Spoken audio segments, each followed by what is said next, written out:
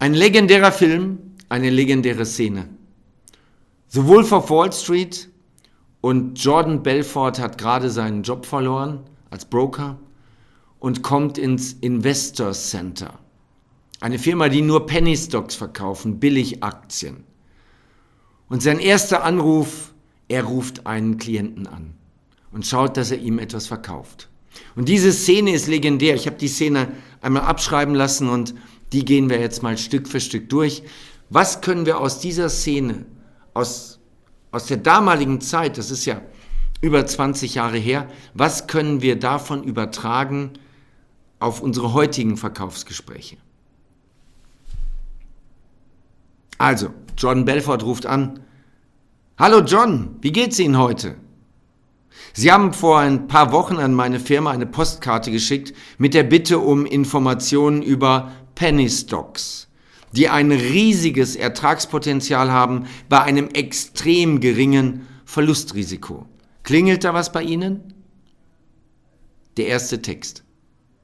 Hallo John, das gilt heute noch. Wir sprechen in unserem Kulturkreis die Kunden nicht mit Vornamen an. Die Amerikaner machen das. Aber sprecht eure Kunden mit Namen an. Einmal am Anfang, einmal zur Verabschiedung und einmal mittendrin reicht. Also nicht nach jedem Absatz den Namen des Kunden. Wie geht es Ihnen heute? Im englischen Sprachgebrauch ist das eine Floskel, das ist eine Höflichkeitsfloskel. Niemand antwortet darauf. Wenn ihr in Deutschland fragt, wie geht es Ihnen, dann meinen wir Deutschen, das ist ernst gemeint und du interessierst dich für mich und dann bekommst du eine entsprechende Antwort. Das machen wir nicht. Fragt nicht, wie geht's Ihnen heute? Nicht in der Kaltakquise. Er arbeitet mit Adjektiven, nämlich die ein riesiges Ertragspotenzial und extrem geringes Verlustrisiko haben. Also die beiden Adjektive blasen im Grunde genommen die beiden Vorteile nochmal richtig auf. Arbeitet mit Adjektiven. Klingelt da etwas bei Ihnen? Das könntet ihr heute auch machen. Die meisten Verkäufer sind viel zu statisch, viel zu verkrampft. Und das lockert das Ganze auf. Denkt dran, es ist ein Kaltanruf und wir sind immer noch in dem ersten Moment. Ja, das kann sein, dass ich es abgeschickt habe, sagt John. Okay, gut. Also, wieso ich Sie heute anrufe, John? Mir ist da gerade was auf den Schreibtisch geflattert. Das ist wohl möglich das Beste, das ich hier sehen konnte in den letzten 6 Monaten. Wenn Sie eine Minute Zeit haben, erzähle ich es Ihnen gern. Haben Sie einen Moment? Das ist zweischneidig, dass ihr danach fragt, ob der Kunde einen Moment Zeit hat. Sagt er ja, wunderbar, dann habt ihr genügend Zeit, alles zu präsentieren. Sagt er nein, seid ihr automatisch raus. Also, mein Stil wäre es nicht, ich würde nicht fragen, ich würde direkt loslegen. Der Name des Unternehmens Aerotyne International. Das ist eine innovative Hightech-Firma aus dem Mittleren Westen. Nicht einfach eine Firma aus dem Mittleren Westen, sondern eine innovative Hightech-Firma. Wieder die Adjektive drin. Wieder wird das Produkt verschönert, vergrößert. Die nur noch auf die Erteilung ihres Patents wartet für eine neue Generation Radardetektoren für gleichermaßen große militärische und zivile Anwendungsbereiche. Auch hier wieder 2 Vorteile mit Adjektiven sofort verbunden. Nicht immer nur ein Argument, immer 2 Vorteile mit Adjektiven. Zurzeit, in diesem Moment, John, steht die Aktie außerbörslich bei 10 Cent pro Anteil. Und wissen Sie was, John? Unsere Analysten sagen voraus, dass die Aktie durch die Decke schießen könnte. Ihr Profit bei einem Investment von nur $6.000 läge oberhalb von $60.000. Macht die Zahlen groß, nennt Zahlen. Rechnet die Zahlen auf einen Monat, auf ein halbes Jahr, ein Jahr, auf 10 Jahre hoch.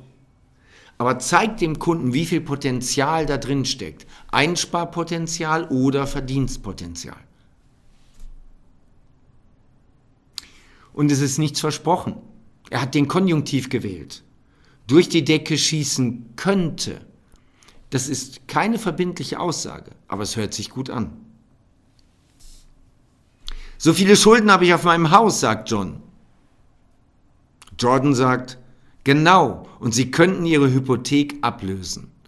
Das nennt man Paraphrasieren. Der Kunde gibt ein Kaufsignal und sagt, hey, so viel Schulden habe ich auf meinem Haus. Ja, Sie könnten Ihr Haus sofort ablösen. Wow, cool. Ja, wenn das ginge, zweimal ein Kaufsignal. Wenn den Kunden das nicht interessieren würde, dann würde er solche Äußerungen nicht machen. Jetzt muss Jordan Belfort nur noch eintüten. John, ich kann Ihnen eins versprechen. Selbst bei dieser Marktlage bitte ich meine Kunden, mich niemals nach meinen Erfolgen zu beurteilen, sondern nur nach meinen Misserfolgen, weil es diese bei mir so gut wie nicht gibt. Der Spruch ist so geil. Den könnt ihr auch im Kundenkontakt mit deutschen Kunden nehmen. Ihr könnt auch deutschen Kunden sagen, das funktioniert und messen Sie mich nicht an meinen Erfolgen, sondern nur an dem, was nicht klappt, weil bei mir klappt alles. Also, das ist natürlich sehr mutig, sehr offensiv, aber es ist ein cooler Spruch, kann man 1:1 heute übernehmen. Und im Fall von Aerotyne, wenn man sich sämtliche technischen Faktoren ansieht, John, ist das vergleichbar mit einem Sechser im Lotto.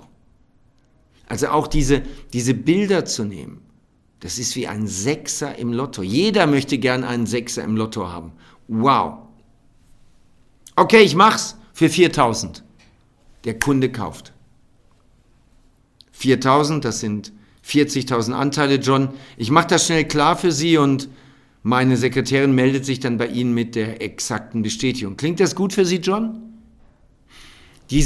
Klingt das gut für Sie, John? Das haben die in ihrem Leitfaden drin. Ich habe den Original-Leitfaden, mit denen die damals telefoniert haben, und das ist da immer drin. Die beenden jede Argumentation am Ende mit, klingt das gut? Passt das für Sie? Ist das in Ordnung? Wollen wir es so machen? Und das geht auch heute. Ihr könnt immer am Ende nochmal nach einer Argumentation mit einer Meinungsfrage rein sagen, und, was halten Sie davon? Wollen wir es so machen? Ja, klingt gut. Großartig. Dann bis bald, John. Danke für Ihr Vertrauensvotum und willkommen im Investors Center. Sehr cool. Nochmal eine Kaufbestätigung nachgeschoben, dass er die richtige Entscheidung getroffen hat. Schaut euch diese Szenen an. Ich sitze auf meinem Sofa und sehe solche Filme und analysiere ganz genau, was ist die Reihenfolge, was machen die da, welche Worte wählen die. Und ich erkenne dabei bestimmte Sprachmuster und eine Systematik. Und die lässt sich übertragen auf eure Verkaufsgespräche. Also, The Wolf of Wall Street anschauen, mehrfach anschauen, die geilen Szenen sich anschauen und übertragen auf eure Verkaufsgespräche. Wenn euch das gefallen hat, dann liked den Kanal, abonniert den Kanal und empfehlt ihn weiter. Und wenn ihr so etwas mal live erleben wollt, dann kommt zur Vertriebsoffensive. Wir lernen uns persönlich kennen und ihr bekommt unendlich viele Tipps, wie ihr noch erfolgreicher verkaufen könnt. In dem Sinne, fette Beute.